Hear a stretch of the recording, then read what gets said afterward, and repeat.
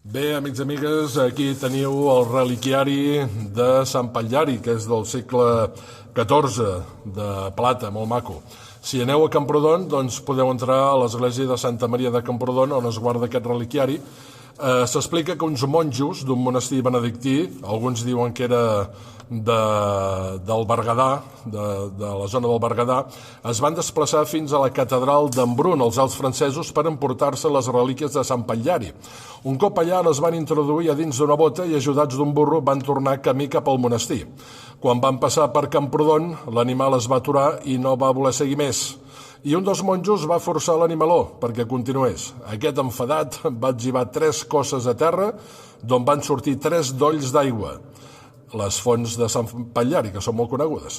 Davant d'aquell fet, els monjos van decidir deixar lliure el burret, que es passejà pels carrers de Camprodon fins a aturar-se al monestir de Sant Pere, que està aquí darrere mateix de l'església parroquial. Tot decidit hi entrar i s'hi quedar. Els monjos van entendre que aquelles relíquies havien de restar en aquell lloc, a l'església del monestir. Actualment, però, es guarden aquí, a l'església parroquial, en aquesta arqueta, que podem veure en un lateral, tan maca, de plata, és preciosa, i Sant Patllari, que és el patró de Camprodon.